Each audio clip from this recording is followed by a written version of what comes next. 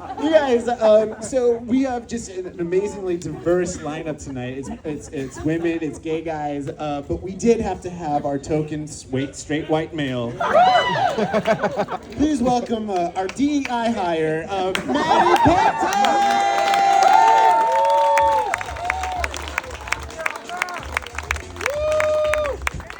Thank you. I had to fill out an essay to get here. Actually, that's not true. I was not supposed to be on this lineup. Legally, for us to put on this show, we have to give a slot to a representative of the HOA. Just to make sure everything's on the up and up. So I finagled my way on by telling them I would read the following letter in their stead. This is just a formality we have to get through. Then we'll get back to the chuckles. I folded this way too. Okay, just some. Okay, dear residents. First, some housekeeping. We are moving trash day to Sunday. Please plan accordingly. You'll know what that means. Also, thank you for attending the Neighborhood Talent Show this year. We welcome the comedic talents of Matteo Martinez and friends to our enclave, especially Matt Payton. That young man is so funny and handsome. And surprisingly tall when you're standing next to him. Guilty as charged. But for live entertainment, we have a zero tolerance policy toward content that blatantly panders to the audience and or host and tries to get them on the performer's side so that they will have an easier time. Second housekeeping item, everyone's homes are being reappraised next week, and according to local assessors, your property values increase based on how much laughter is absorbed through the exterior of the walls. So be generous with your chuckle droplets if that interests you. Wow, these are great homeowning tips. I'm not one myself. And for every standing ovation, you won't have to pay property taxes for 10 years according to the old bylaws. Again, these are their words, not mine. I'm merely a vessel. They just told me to read this or else they'd shoot me. Also, we will need a group photo of the audience before the end of the night, as you've all been chosen to be featured in tasteful, but not ostentatious, Home Decoration Magazine. Figured you know what that is. On page 17, you can read about how people on the west side of town took a vote and decided that the east side is superior. Again, this I know nothing about. Lastly, according to the latest readings, the area cuteness quotient has gone up 300% this year due to Ivy.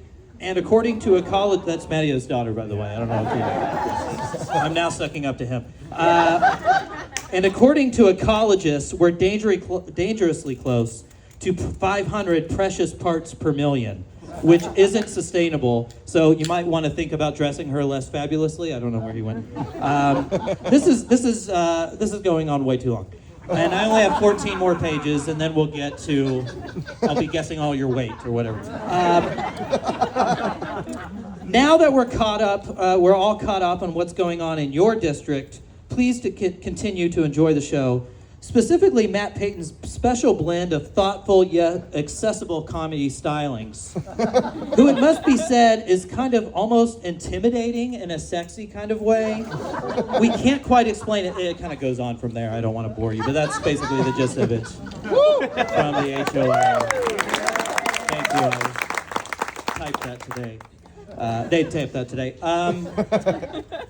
I'm trying to get out of the spotlight. What I've been reading about lately, I've been reading about success, and people say that to become successful, you have to act as if you already are successful. Not that it's going to happen to you in the future. So I'm going to have to ask all of you to avoid making eye contact with me when this is over, because I don't want to be reminded of who I used to consort with back when I was a loser. So if you could just play along, I will too. Let's see. I'm a pushover. Thank you. I'm always letting people put me down, And my friend Jake said, you should stand up for yourself. So I looked down, deep down, and I told him, no. Put him in his place. That felt good. Let's see. My wife and I have become closer as a couple recently because now I'm on her insurance, so that's healthy intimacy. her birthday's coming up, and I feel weird about buying her a present because she has a real job and I'm here doing this. And I'd essentially be using her money to buy her a gift with, which, if you think about it, just makes me the human equivalent of the Amazon algorithm that goes, and you might also like. I just got her a bunch of bras. Is that a weird gift? I thought that would be, I don't know, they were like beige and supportive. Much like myself, actually. She doesn't tell people that I do comedy, mostly because it's like, you know, it's hard to explain to them, and also because she's ashamed of me and doesn't want them to know. So it's just kind of easier. But she actually she has a real job, as I said. She really likes her job, and she'd still be doing it if I were out of the picture. Out of the picture is actually the phrase she used when she was texting her coworker Hank at 2 a.m. on the phone, giggling to herself and saying, "Go back to sleep. You have a long day of deciding what to eat tomorrow." I don't know if we go with the chicken or the fish. Very picky eater. I'm uncomfortable when people are considerate of me. I don't know how to handle it. And then someone suggested to me that might be because you have low self-esteem, and I said, I don't think it's low self-esteem. I think it's just that, you know, I'm a stupid dipshit who looks like a substitute person. Trying to get sympathy more than anything else. Can anyone give me a ride home? But I think I'm considerate, but that's only because I'm from the Midwest. Woo! Thank you. Where the difference between right and wrong is ingrained in us as children, the same way kids here know by the age of 3 the difference between the way kids here know by the age of 3 the difference between an agent and a manager. The manager looks at the bigger picture. That's a little spinny hat the kid's wearing. You're gonna know if you've ever seen it. If I would have nailed that, he would all have carried me out of here on your backs. Like we had been a Rudy. We just would have stopped the show, gone to my house, eaten some pizza. Midwesterners can't handle too much excitement. That's why you always hear them say, "Well, that's enough excitement for one day." After they've gone to 2 stores. It's Culver's and Macy's, and then that's the day. You guys don't know Culver's. Okay, well, should have brought some butter burgers, I suppose. I actually really like going back there. I'm doing that soon because when I visit, I get to feel superior because I got out. And I kind of look down on them with pity. You know, I'm like a bully basically. I'll just go up to them and like roast them. I'll be like, "Yeah, nice boring house. That would cost $500 million where I live. Nice boring office job that sustains you and fulfills you financially." All right. Nice friends you're still hanging out with from high school that you form such life-lasting bonds with. They donate a kidney to you if you asked.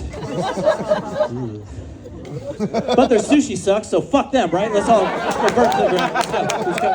Okay. I'm not proud of where I'm from, but I'm not ashamed of it either, mostly because I had nothing to do with it. Would it have been cool to have been born in 1920s Paris? Probably, but that's not where and when my dad decided to leave it in and see what happens. I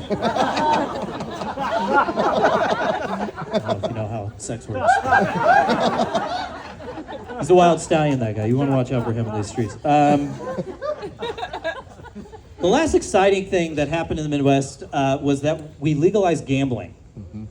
That was it. When I was a kid, that was like the last cool. But that didn't affect me at all because I do not like to gamble because it involves playing a game with other adults. No, thank you. Hey, you want to pay $300 to follow a bunch of confusing rules and be intimidated by a man in a vest? Come to our totally normal activity we have to do on a riverboat for some reason. It's nothing weird, we just prefer to be tried by maritime law if any shit goes down. Do not like casinos. Where's that light gonna come from, by the way? I'm just wondering. Okay. It's on you. It's on me. Okay, great. Okay, I don't know if you guys have ever read the Bible, but no, I don't know if you can see, but I'm losing my hair, and I'm going to jump off this thing now. I'm losing my hair, and I think this makes me more relatable, right? When I'm 15 feet from human beings. Why don't we hear from the raccoon? Anyway, I'm losing my hair, and I think that of all the physical things that can happen to you as a result of aging, is probably not the worst. I'm kidding, of course. I'd rather have ass cancer. I'm very upset about it. I'm very upset. All I think about. I look like I'm wearing a flesh-tone yarmulke at all times. I don't even celebrate the high holidays. I mean, you guys should,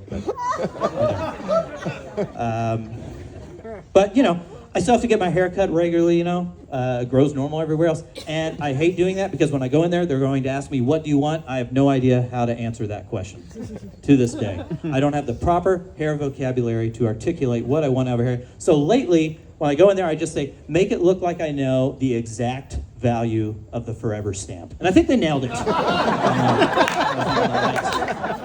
don't know if I did that. My monitor isn't working.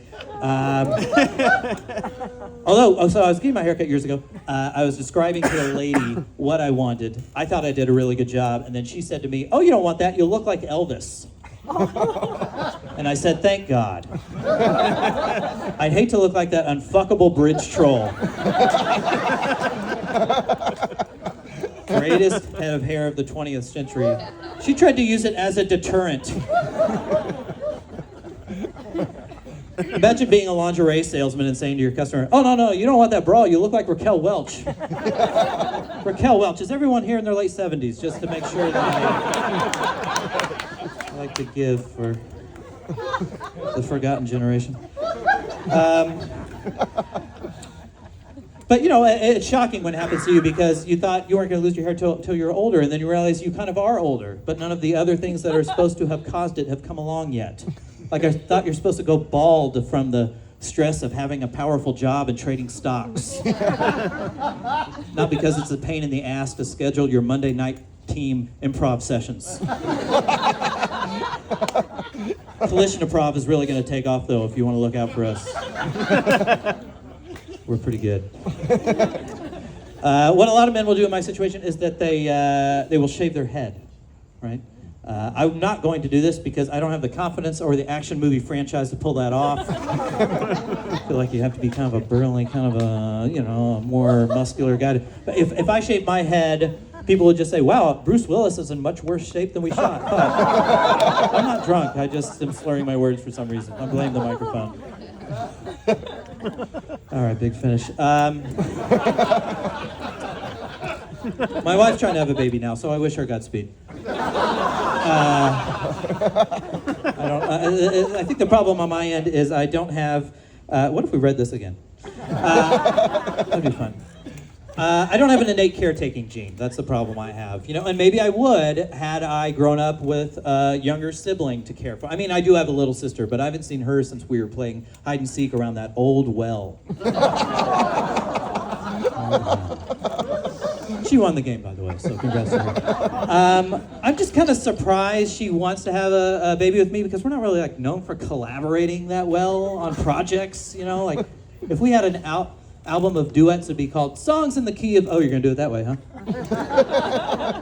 Guess that's just the way you were raised. So she says that to me, by the way. I'm not a monster. I'm very nice. You'll see. Only 18 more minutes to go, and then I'll really get started. So I've come up with a way to combat this, which is I don't let my wife see me be affected by the cuteness of other kids. So we were at a Target the other day, and we were shopping, and I saw a mom with her little girl, and the girl was very small. She picked a purse up off the rack, and she started walking around with it like she was going to buy it, you know, and the purse was as big as she was, and it was a picture of pure innocence and joy. And to diffuse the cuteness of the situation, I reported her to security for shoplifting. So she's currently serving 5 to 10. Hey, I'm going to go stand back there now. So thank you very much.